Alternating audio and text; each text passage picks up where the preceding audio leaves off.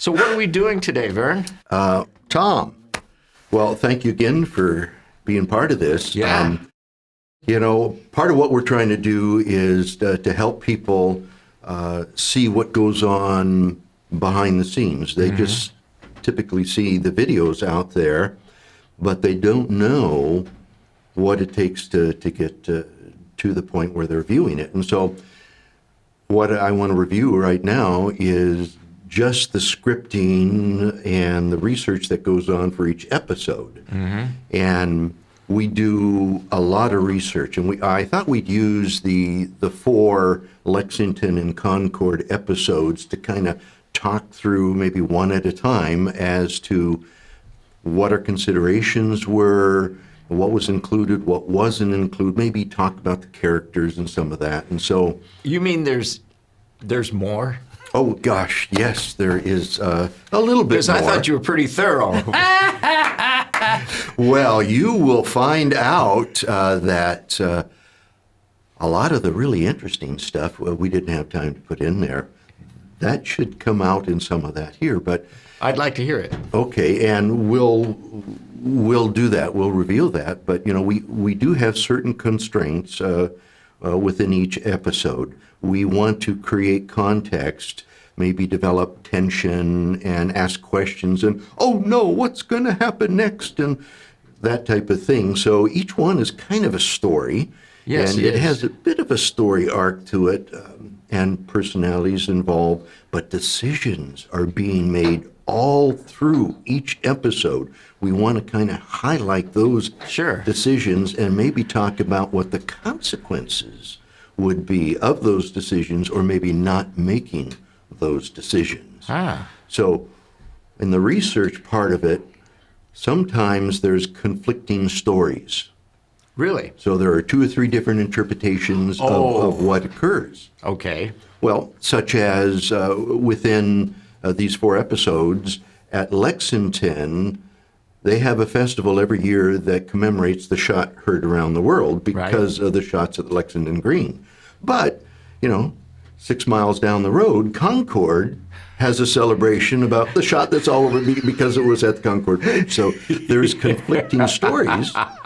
And then over the years, the characters that were highlighted, certain phrases or certain very brave statements are attributed to them, which really don't appear at the time with the debriefing that's going on, but they're ascribed later on because Grandpa said thus and such, he heard this.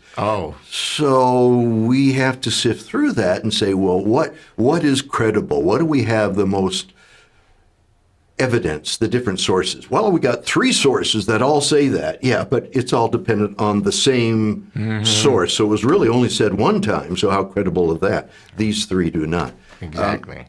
Talked about the Boston Massacre, and when John Adams and John Quincy was putting a defense for the soldiers together, they had, 50, 70 different eyewitnesses to the massacre.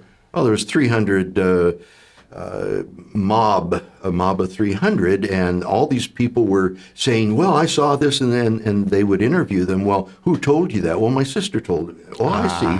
And but you weren't there? No, my sister was. Okay, and she'd never lie. And well, where did you get this? Where did your sister get it? Oh, well, she got it from a friend. Well, how credible is the friend? I don't. So they dismissed a lot of the firsthand testimony that really wasn't firsthand until they got to the factual things there, and then that's what swayed the court and the jury to make a more reasonable judgment there. And so we've run through the same thing, and we have to sort it out. Also, lots of facts that don't contribute to the story arc, so we leave that out. But it's to be context. Men are flawed. They make bad decisions. They make self-serving decisions. And hopefully those things will come at the appropriate times up through the stories we tell. And again, we're using these 4 as an example of what goes on, and that history is much more fascinating than we can tell in our brief time. Is there any other reason why we're going through all this? Well, I think we can learn from history. History shows us that men, women are making these types of decisions, and there are consequences of them. And those consequences can either help the cause or detract from the cause. And also, of course, we're on the patriot side, but the loyalist and the British side, they've got some heroes over there. They've got some good people over there. So, Vern, Yeah? why do we even care about the loyalists? We won. Well, good point, Tom, but you see, they're people, and before this revolution, we were all on the same team. Okay, it's just that we have a difference of opinion based on the years that preceded that. Since 1763 until this point, 1775, that things were going differently during that period of time, with the King and Parliament wanting to have a bigger role over here and tell us what to do, when for 140 years we were able to run our own show. And so now this tension builds, and every time that we talk back, they crank things up. But the people that we interfaced with here, a lot of them had been living with us for a period of time, even served in the French and Indian War, and we served together. So they were people. They had values. They were doing what they thought were right. That makes sense. So, because they're Americans too, that their side of the history matters as much as the patriot side. They show loyalty. They show courage. They make decisions. It's family. They just have a disagreement that has come to the point where Lexington and Concord occurred. Before then, there was still reconciliation desirous. Even after Lexington and Concord, there was efforts to reconcile. So, like Washington, they believed in family, faith, and country also? That's right. I don't like that. It's not easily put together, but I mean, what do we believe, and what do we believe our place is in that belief system? There are those that believed in God, king, and country, and there are those that believed that in America colonies and that they were being oppressed by a tyrannical government. And so something had to give. And as we get into the first episode, we'll get more of an idea of some of what could have heard or happened during that first period of time. So you're gonna tell us both sides on the Lexington Concord. I will try to breathe truth into both sides. Yeah. I like that. Okay. Let's get started. All right. So what are we gonna cover this part? Okay. The first episode is about spies and secrets and moves and countermoves. And we find things building up after, this is in the aftermath of the massacre in 1770, the Tea Act of 1773 and the Tea Party, and then the coercive acts that were put in place to crush Boston, because the rebellion was just in Boston as far as Parliament and the King was concerned. And so we need to crush Boston and keep this cancer from spreading to the other New England colonies, and specifically to keep them separate from New York and those south there. So we've got this building up, and what was occurring because they knew things could get worse. So we have General Gage in Boston. He receives this letter, and it's from Lord Dartmouth. And Lord Dartmouth says, you have to do something. We need to make sure that the gunpowder and the military stores which on the one hand are allowed to protect against the Indians, we think rebellion may be brewing, so we need to short circuit this by grabbing it and bringing it back. And so Gage is saying, yes, sir. Why? So is Lord Dartmouth in charge? Good point. Yes, he is overseeing everything in the colonies up to that point. Did the king put him in charge? Or Parliament? I believe it. I'll have to look into that. Either one. Well, I the king believe it is would represented by Parliament, I'm sure, yeah. Yeah. So he's in charge, and yeah, let me back away here. So ask that question because, see, he was in 63, 64, he was the person in charge in between there overseeing. The whole colonies? All of the colonies, yeah. Wow. He Well, was I'm sure Parliament would have done that then. Yeah, Board of Trade he was Right. on. Mm-hmm. Yeah, that would make sense then. Yeah. Okay. Really? The Board of Trade? Yeah. You know? Okay, so go ahead and Okay. ask that question. So who put Dartmouth, Lord Dartmouth, in charge of all 13 colonies? That would have been Parliament. He was on the Board of Trade, and the Board of Trade was the negotiator between England and the colonies. So it's about the money. Yes, but more than that. So in 63 and 64, during the Stamp Act, Lord Dartmouth was against the Stamp Act. Whoa. He spoke in favor of the colonies. Okay, so he was their knight in shining armor,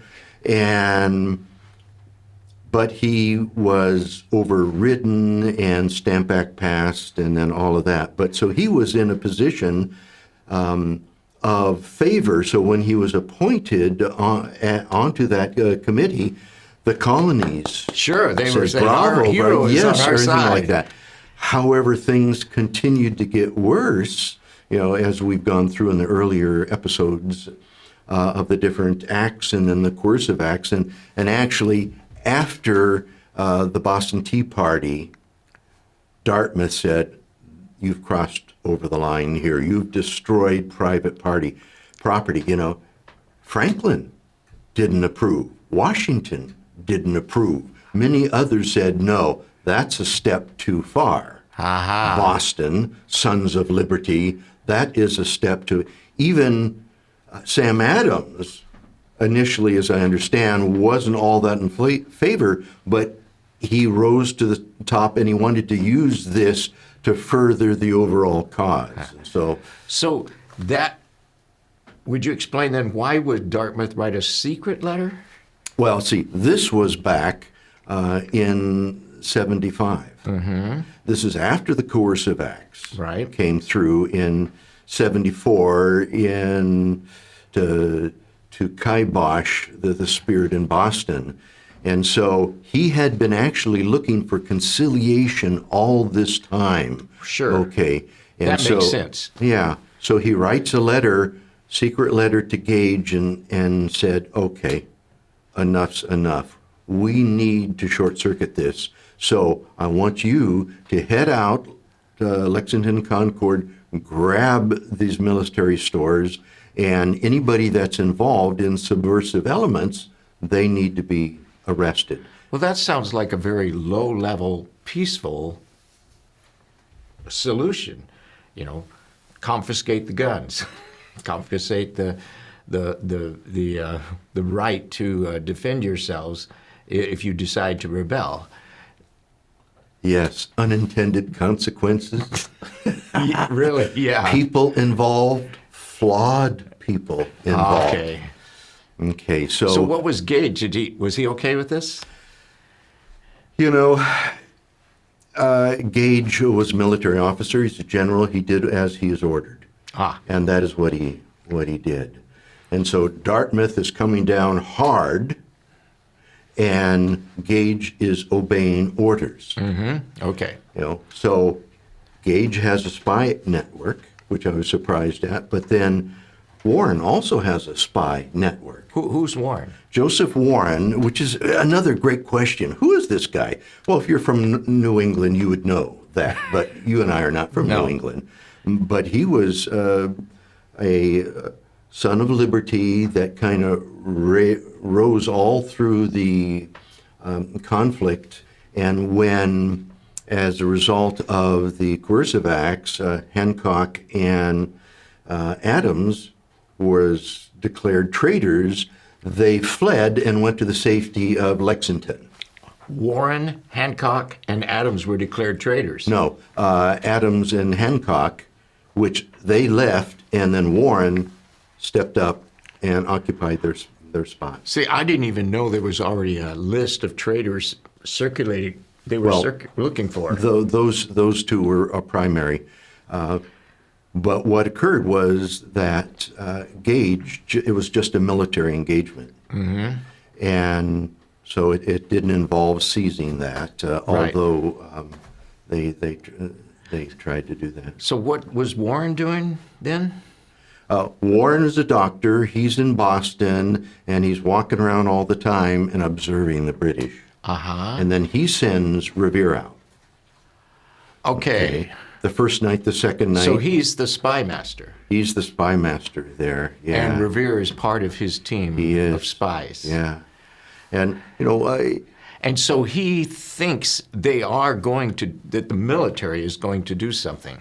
yes, they were aware. All of a sudden, things started happening that didn't. They didn't know about the secret letter. They just saw the consequences of that. And so, and we think of Revere just having that one midnight ride. Well, no. They've documented over 16 rides that Revere did. For Warren? Or the Sons of Liberty? For the Sons of Liberty. Now, he was on the Committee of Correspondence. And okay. But All then right. Warren was also involved in that. So it could have been part of that as well. But over 16 rides that he did. He even went all the way to New York and Philadelphia. He was a courier carrying information. So in these 4 episodes, that doesn't come out. And No, it doesn't. So this is like a whole one of a whole series of a secret ring Right, yeah. of intelligence. Yeah, and so in an episode like this, you choose this much Right, here. yeah. As we go on, some of that may come out, and that's why This sounds fascinating. it is. When we ask the question, who is this man? Mm-hmm. And so we've researched that, and we are going to have a series of biographies on each one of these men. So I'm going to hear more about Warren. Oh, yeah. And more about Dartmouth. Yes. And more about Gage. Mm-hmm. And I hope more about Revere. Yes. Perfect. Now, the way that each one is depicted is a little bit different than when we went and researched. We found out some other aspects of their lives. And that gives me a better, fully rounded perspective. What do you think Lord Dartmouth, which, quite frankly, reading this, I'm thinking Lord Darth Vader. Yes, Dum, dum, da, dum, dum. He's the one in charge of the whole 13 colonies. Yeah. And he's the one who writes the letter. And he's the one who said, you crossed the line. Yes.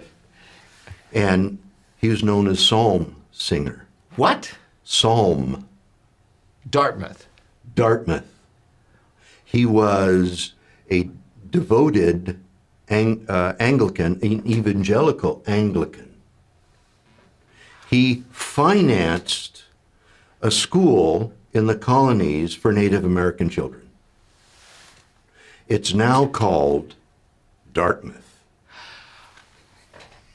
No. Yes. Yeah, that's amazing. And this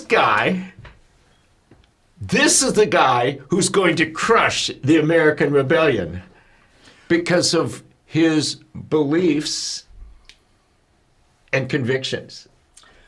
That England is right and we are wrong. He, for many years, tried to reason from the inside and saying, gentlemen, this we can reconcile, what have you. But then in 1775, after Lexington and Concord, he resigns. He What? doesn't want to be involved in a military action against the colonies. It doesn't come out in... No, it doesn't. I just assumed he just kept on. Dum, dum, da-dum, dum, da-dum. Yeah. No. Oh, my. Oh, I wish I had known this. Yeah. Wow. So, again, I'm reading it, and I got this vision of him, and then you deep dive, and you think, oh, my gosh. So he gets this briefing from Gage how Lexington Concord actually went, and he reads that. He goes, that's it, I'm done. Well, the way the response, and so much in history, it's how you respond to something. Right. And Parliament and the king responded, you will submit. We will crush you. And he didn't want to be part Dartmouth of that. said, you know, A bloodbath it was going to be. I can't do this. Yeah. I have tried to go along the way, but Almost I can't 15 do that. years. Yeah, 63 to 75. Yeah, so Yeah. we just out. So that's Warren. That's Gage. That's Revere. So can I talk about Joseph Warren? Okay. So he's a doctor, and he's on this committees of correspondence. Yes, under the Sons of Liberty. Yeah. What is that about? The committees of, is it actually a spy ring? The committees of Actually, correspondence? how they built it was what's happening in England. None of the colonies are really getting to know what the British are doing and our response and how we have stepped up and started to face them. You need to be aware of what we're going on here, and we need your support. And oh, by the way, it's coming to you too. Okay. And so that's what they disseminated this information. There were several couriers or riders, and that's why New York and Philadelphia, even as far down as Charleston, They needed to know. They needed to know, and then it was disseminated out from there. I wonder if there was anybody in England writing in the committees of correspondence letting us know, or did we just find out from General Gage, here's what's going to happen? Yes. wouldn't know. Benjamin Franklin was there, and there were other, even John Quincy. Oh, that's right. He over was there. in England. Yes. Okay. As well as there are some sympathizers in Parliament. Barre is one that we highlighted early on. So there's actually communication going on both sides of the water Yes. and up and down the coast. Yes, of the mostly colonies. up and down the coast, and every year it just got more. You don't hear about it. Here's another thing that when we did the Tea Party, that was only the first of 10 demonstrations that occurred throughout the colonies. So there were 9 more Tea Parties. Couldn't include that, don't have time. And So it was, Boston was the first, was the first. and then bam, bam, bam, bam, bam, bam, Sympathizing. bam, all up and down. Sympathizing. They turned tea ships away. They wouldn't let them. It was Right, wouldn't let them unload. Yeah, Governor Hutchinson was the real stick in Boston. If he had made other decisions and the 3 ships were turned back, that wouldn't have occurred. You see, decisions have consequences. Aha. So And he, the governor in the hotbed where the coercive acts occurred, he made the decision, I'm going to force you to take this tea. We are going to unload it. And the law says you have to buy it. he actually had more sympathy for the colonies. Hutchinson? He did, but his position, he had to take this position. Oh, because the British trade. Yeah, the governor. He was the governor, the royal governor, and maybe a little ego in there too. Yeah. But of course, he suffered for it greatly as well. So that's some insight as to that first episode. Ha. So Warren, Yes. this doctor walking around, but he's part of this international correspondence ring, is is realizing something is going on in Boston. And he already has an established courier system up and down the coast. And he is relying on Revere to do what? To get the information to Lexington and Concord and come back in this particular episode. But he wasn't the only writer. As you remember in the first episode, there's a second writer going, Dawes. Yes. Now, Is Dawes part of this committee too? he is part of the, well, I don't recall, it's actually the Sons of Liberty, but he is a courier that he has used. Oh, so Dawes has a lot of connection with Joseph Warren too. He does. As a matter of fact, Dawes, if you take a look at his picture, he looks unkempt. He's portly. And so that when he comes... The perfect spy. Yeah, he very friendly, loquacious and everything. You wouldn't, it looks like would be better at a bar than at the Green Dragon. So I was not overly impressed by Dawes, but then we started to say, who is this man?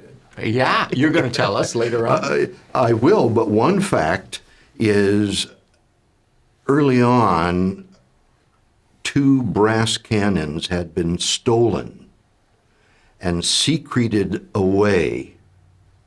Okay. How do you steal a cannon? 2 of them. Well, what you do is the guys, that when there's a changing of the guard, you come in the back window and you take it out the back window and you run it to a schoolhouse and put it in a couple of containers there. Is that Dawes? That was Dawes. He steals. You see, and I had this image, this preconceived notion. The guy was brave. Whoa! And the way he initially met Warren is he's carrying one of these cannons, and it moves against him and takes one of his buttons and embeds it into his body. And then he has to find a doctor to patch him up. Dr. Joseph Warren. And there's Dr. Joseph Warren. And Warren says, how did you do this? And Dawes is saying, I can't tell this guy that I'm the guy that stole the cannon with a couple other guys. And so that's how they met. And so Warren is probably thinking, you are perfect to be in my spy ring. No one will suspect you. That's probably how it happened. I don't know for sure. Isn't that something? What a story. So, does General Gage have any kind of a spy network? I mean, how did he know Lexington and Concord? Yes. Well, he had extensive spies. He had 2 men that dressed up as just normal people and just kind of walked through and made friends and were there on a regular basis. And then, of course, there were loyalists there as well. And you couldn't hide it from the loyalists. I mean, there's bound to be someone in Lexington that is on the king's side, someone in Concord on the king's side. And so he had good information, but he didn't have current information. He didn't realize that the stores had been moved and weren't there anymore. Did Joseph Warren know, you think? Oh, yeah. He told Revere the first night to get everything out of there. Oh, so that was his first mission, to get the message out, move it. Yeah. Second mission, he told about the lantern. So Joseph Warren is actually in charge. Yes. Yeah. Of this whole thing. Right. Of this segment of it. And so, again, those things don't come out like they should there. Absolutely not. Yeah. It was like, I just thought he put the lamps out and then they just disappeared. He's actually moving pieces on the board and realizing they're going to go for the military stores. We're going to move the military stores. But then he goes one further and he says, now we're going to alert the militia to be waiting for them. Well, that's a different part of the puzzle. It's moves and countermoves, spies and secrets. That comes out in another episode. So why don't we go to episode number 2? I would love that.